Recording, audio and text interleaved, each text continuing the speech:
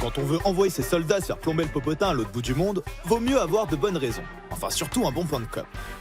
Propagande hier, communication politique aujourd'hui, quand l'État veut vous faire passer la pilule, il trouve souvent les moyens d'y parvenir.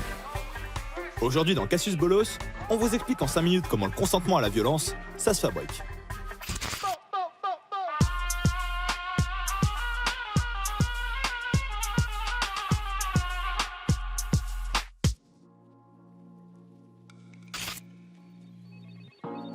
À la base, le terme propagande n'est pas un gros mot.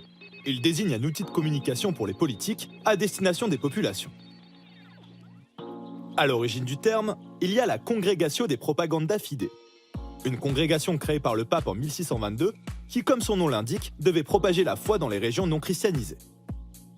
On retrouve ensuite l'idée de propagande à la fin du XVIIIe siècle, notamment avec les révolutionnaires ou Napoléon qui, pour asseoir sa légende, diffuse son bulletin de la Grande Armée dans les territoires conquis.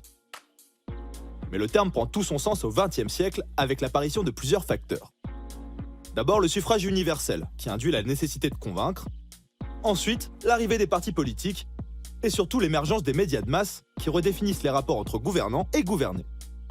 La propagande devient alors l'ensemble des méthodes destinées à diffuser une idée et à faire accepter une opinion à une partie de la population. La France se dote d'ailleurs d'un ministère de la propagande en 1938, certainement pour faire comme nos amis italiens, qui toujours en avance sur leur temps, avaient fait ce choix dès 1934. Justement, après la Seconde Guerre mondiale, le terme devient carrément péjoratif. Mais la pratique ne disparaît pas pour autant et évolue dans le cadre libéral des démocraties occidentales.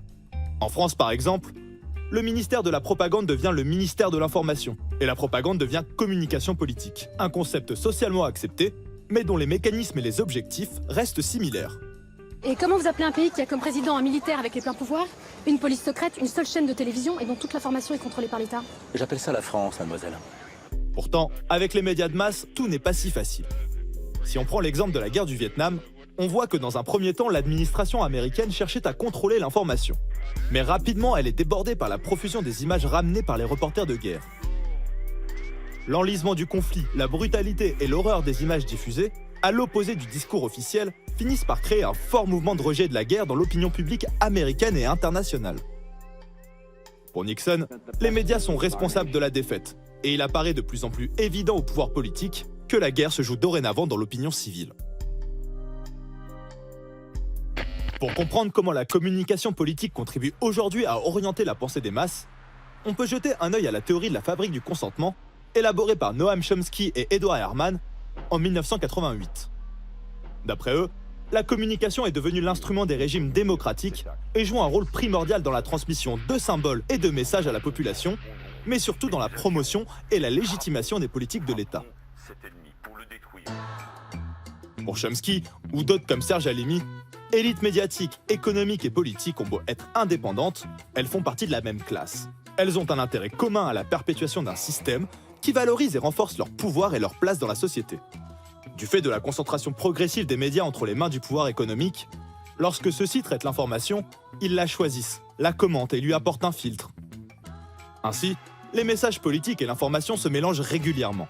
D'autant que les politiques ont rapidement su adapter leur discours aux spécificités des médias de masse pour en tirer profit. Aujourd'hui, à l'ère de la communication politique, l'État emploie de nombreux mécanismes proches de la propagande de guerre pour justifier par tous les moyens des interventions qui n'ont en réalité pas l'assentiment de la population. Pour ce faire, on note que depuis la guerre du Vietnam, les avancées technologiques ont permis aux États occidentaux, et surtout aux États-Unis, de se prévaloir d'une nouvelle forme de guerre. Une guerre propre, précise, faite de frappes chirurgicales, prétendument sans victimes. On constate également que lorsque nos gouvernements choisissent d'employer la violence hors de nos frontières, ils ne la présentent plus comme telle. On nous parle aujourd'hui plus de différends, de crises, d'interventions à l'étranger que de guerre. Il ne s'agirait pas de brusquer l'opinion publique.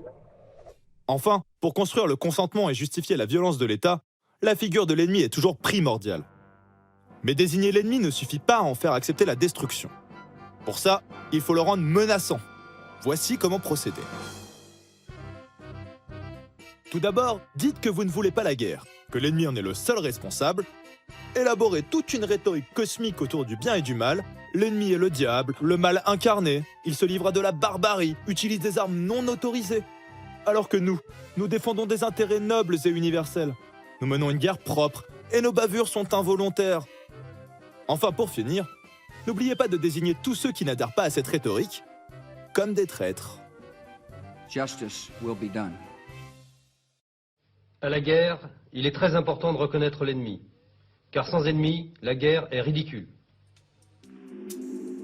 Bref, en matière de politique étrangère, les citoyens n'ont pas souvent leur mot à dire. Et en général, on leur demande surtout d'acquiescer bêtement.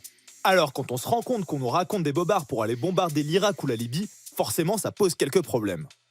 Surtout quand autant d'arguments métaphysiques comme le bien et le mal sont invoqués. Aujourd'hui, à l'heure des fake news, on semble basculer dans un nouveau rapport à la vérité. L'heure est à la post-vérité, toujours plus soucieuse de plaire à l'opinion et qui ne cesse de jouer sur les ressorts émotionnels pour brouiller toujours un peu plus le réel. Et après tout, si Trump peut bien nous dire qu'il y avait plus de monde lors de son investiture qu'à celle de Barack, pourquoi ne finirait-on pas par nous dire que l'ignorance c'est la force, que la liberté c'est l'esclavage et que la guerre c'est la paix ?